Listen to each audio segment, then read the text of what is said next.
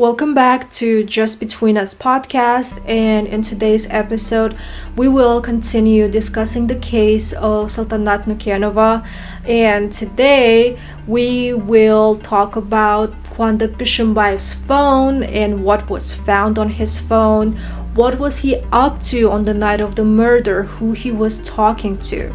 So before we begin, I think it is very important to note that Kuandyk Bishimbayev initially refused to give passcode to his iPhone, so his phone wasn't investigated.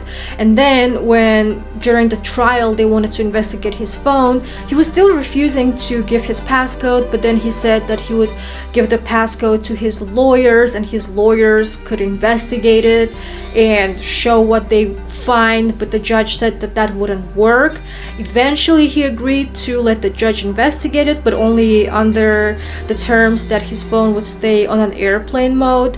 He said that, he had contacts with a lot of very important people and he was just so scared that something would get leaked, and that's why he was so paranoid. So I think this is very important to keep in mind. And also, after we discuss what was found on his phone, I think it kind of makes sense why he didn't want to share his passcode for the longest of times. So while the judge was investigating Kuandyk Bishimbayev's phone, she found 12 videos from the night of the murder of Kuandyk basically torturing Saltanat Nukenova. And Saltanat's family asked for these videos not to be shared with anybody except for the juries and people involved in the process. They didn't want to have these pictures and videos leaked, so we did not see what was on the video. However, we were able to listen to an audio, and later on the prosecutors and the lawyers, they brought up certain moments from the video. So let's talk about what was on a video. There were 12 videos from that night, and we can rather hear Kuandyk talking to Saltanat in a very aggressive tone. In one of the videos, Saltanat was saying that she wanted to go to the bathroom, to which Kuandyk insulted her, called her names, and said, look for it. And it's hard to understand what he was telling her to look for. And Kuandyk himself says that he doesn't remember, but he thinks that he was telling her to look for her phone. In the next video, again, he is insulting her and he is telling her, tell me the truth. Did you sleep with him? To which eventually Saltanat says yes. In the following videos, and they all in the same manner, he is calling her Raimbek's slut, Raimbek's whore. And Raimbek Batalov, he is a very famous Kazakh businessman. He's very rich, I guess. So if you guys remember, Kuandyk was saying that Saltanat used to be his mistress, and in the video he is making her admit that she used to sleep with him. In other videos he is asking her, did you suck his what? But Saltanat, when she admits, her voice sounds extremely weak. It almost feels like he was forcing her to come clean, just so that she probably said yes just so he would stop. And these videos were extremely heartbreaking to listen to. You could see it was really affecting her brother. And during the videos it was mentioned that she was sitting on a toilet and he was grabbing her by the hair. Her face was all in bruises and her knees were bloody. And it just looked so terrible. At some point, somebody mentioned that in the video, her eyes, they are so puffed up that she can barely keep them open. And it really looked like he was torturing her. And it is very confusing to me why he was taking these videos. Is he a sadist and he was enjoying filming it so that he could watch it later? Or Was he filming it to blackmail her later, or to blackmail this Ryanbeck businessman? It is so very confusing. And initially Kuandyk was saying, oh no, it's not me, somebody else filmed it. Then he said that maybe somebody just put his voice on top of a video. Eventually he says that yes, I'm the one who took the videos. And he doesn't really say why he did it. He only says that he wanted to humiliate her because she humiliated him. Also, yesterday during the trial, he said that she was torturing him for 6 hours, that she was the one who attacked him first, and she was just cussing him out. And it is so strange because when, he was arrested, like from the footage of his arrest, it doesn't look like he has any visible bruises. Now, understandably, yes, there are some women who can attack men and whatnot. There are men who can, find themselves being the victims of domestic abuse. But in this case, Saltanat was all bruised up. She died from these injuries. And Kuandyk didn't seem to have any injuries whatsoever, yet he still claims that his wife was the one who attacked him first. Regardless, so one of the biggest things from that day was that video, 12 of them. So now let's focus on his WhatsApp conversations and who he was talking to. On November 9th, Kuandyk Bishimbayev was receiving a lot of messages on WhatsApp, but most of them were work-related, so we will only focus on the key conversations on WhatsApp. So at 1:21, Kuandyk messaged his cousin telling him to delete all the videos from the restaurant, to which his cousin said, okay. At 1:30, he instructs his cousin to come back and to find Saltanat's phone. He also tells him that he has like a white shirt in the car, and he tells his cousin to bring that shirt. To which again his cousin says okay. Next, at 3 p.m., there is a conversation with a fortune teller, like a tarot reader, and he asks her if Saltanat is going to be okay. To which she replies that yes, she will be fine, she just needs to sleep. Then at around this time, we know that he got hungry and he was eating lunch. At 4 p.m., he had a meeting with a woman named Gulnara. So they were in the VIP room number 4 as Saltanat was dying on the VIP room number 1. And Gulnara during her testimony said that they just were drinking champagne and they were talking. There was nothing unusual. She claims that she never heard anybody snore, and for her everything just looked normal. Now, a lot of people speculate that this Gulnara is Kuandyk's mistress, but we don't know that for sure. She is older than Kuandyk. She is 52 years old. We know that she has an Instagram blog. She is on plant diet and she calls herself an ethical vegan. So her entire blog is about that. And she said that she thought that Kuandyk invited her for a dinner or lunch in order to talk about, maybe partnering with him, and so that she could like advertise his restaurant on her Instagram page.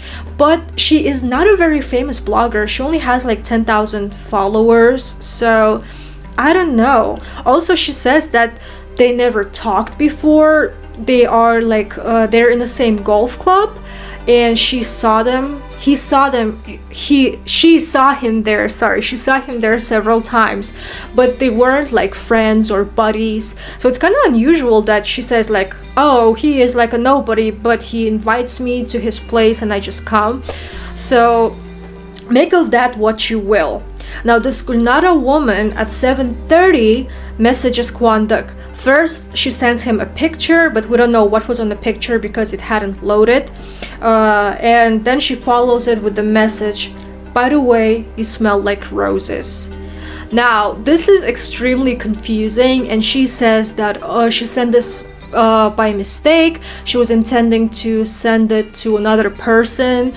That person was having a birthday and she bought that person flowers, and she wanted to say to that person that that person smelled like flowers. It doesn't add up. That's why I think that maybe she was his mistress. Maybe they had some relations, because during her testimony, she didn't answer any questions. She would all the time just say like, I don't remember, I don't know. When they asked her like, did Kuandyk look normal like during the time when you saw him, she said yes, there was nothing unusual about him. Now I don't know if she's lying or not.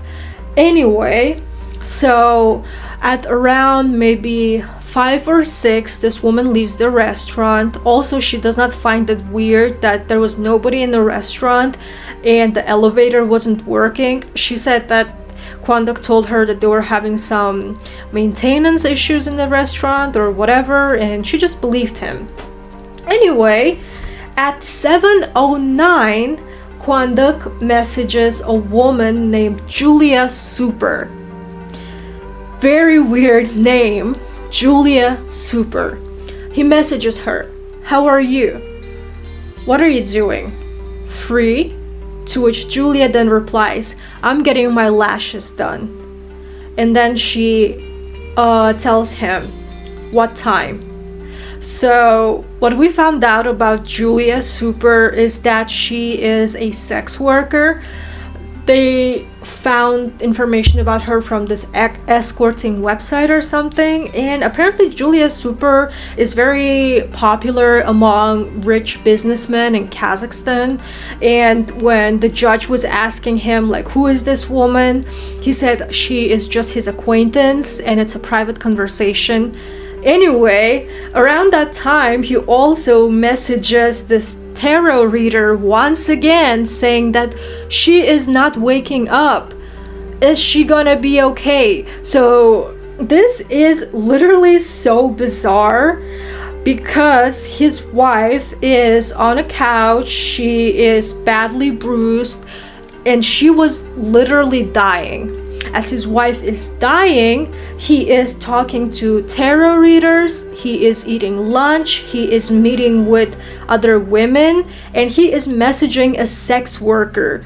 So a lot of this is very suspicious. I don't know what was going on in his mind, and like I said, this is so bizarre. It's not like, I don't think I could make it up if I tried.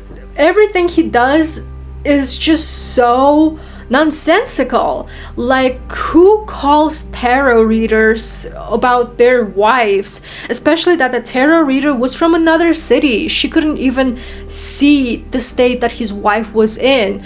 And when the tarot reader was giving her testimony, she said that Kuandyk was calling her non-stop, and when she picked up the phone, it sounded like he was really drunk. He told her, me and my wife were drinking all night, we were fighting all night. Now she is sleeping and she is not waking up.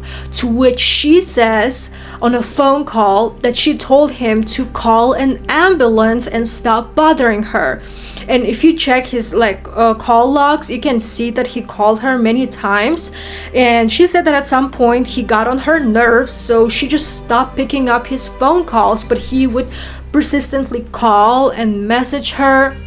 And she said that, ever since the trial began and they found out about her, she was getting a lot of hate towards her.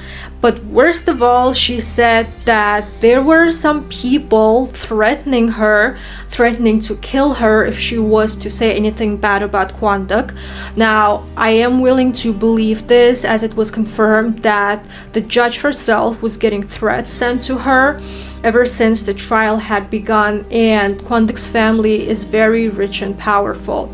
Anyway, she says that she never told him that she was gonna be okay. The only reason why on WhatsApp there are texts where she says verbatim she's gonna be fine, she just needs to sleep, is because Kuandyk was harassing her and he kept asking her, is she gonna be okay? Is she gonna be okay? Tell me she's going to be fine. And she got fed up with him and she said, yes, she's going to be fine. She's gonna be fine. But she didn't mean to cause any harm. She just says that she was getting fed up with him. She only said that hoping that he would just leave her alone and stop like calling her. So make of it what you will, but this is what was found on his phone. However, unfortunately, Julia Super did not testify. Only thing we heard from her is that she confirmed that there was an escort worker whose name is Julia Super, and she confirmed she is the Julia who is super, but she refused to give any commentary on what happened, and she did not attend the trial. I don't think she will. But yes, this is what he was up to, and literally this is beyond infuriating, because we don't know if, had he called an ambulance sooner, maybe she would still be alive. Another thing that makes a lot of people angry is that they suspect that this woman named Gulnara, she was his mistress, and that she actually helped him hide some of the stuff from the restaurant, because on the videos there was like a shirt that was covered in blood. Now when the police came to the crime scene, that shirt was missing. At some point Kuandyk mentioned that he told his cousin to buy like some gel to help Saltanat with her bruises. It was missing too. And the last thing that he asked his cousin to buy was some smelling salts, and this was because she was asleep and she wouldn't wake up. So he thought like he just buys some smelling salts and she smells it and wakes up, but however she didn't wake up. That was missing too. Now when asked why he didn't call an ambulance after his wife didn't wake up to a smelling salt, he said that Saltanat's nose was broken and it was getting like swollen very badly, and she was breathing through her mouth, and that's why he thought that no, she's actually fine, but she cannot sense the smell. So those are his words, and his defense went from it's the toilet's fault to yesterday they began blaming the walls. They said like when Kuandyk slapped his wife in the face, she hit her head on a wall, and that was a brick wall, and she hit it at a very unfortunate angle, and that's what caused her death. However, it was the medical experts say that it's not possible, and from her autopsy it looked like she was like hit in the head at least like 12 times. At least, could have been more. In her body overall it was very badly bruised. In the video, the only video where we can see him beating her up, she is like literally naked and he is kicking her in the buttocks area, in the area where you have your genitals, and it didn't look like it was nothing, just a few slaps and she was fine. Because if what he says is true, then how come she got all those injuries on her face, on her body? If according to him he only slapped her thrice and kicked her twice and then she hit her face on a toilet, where were all the other injuries coming from? This is so nonsensical. And what infuriated a lot of people was the fact that during his testimony he did not look like he had any remorse. He didn't look like he was feeling bad for what he did. He showed no empathy. At some point he even began calling his wife by her last name, like, oh, you can see Nukenova, she was hitting her head on the wall here, etc. So honestly, a lot of people now think that he might be like a psychopath. So this is all that I can share with you guys today about his phone. There was also on his phone, they found his conversations with his therapist, because at some point Kuandyk and Saltanat were attending couples therapy together. And if you guys want me to cover about what the therapist had to say about their relationship, please let me know. And until next time, Take care.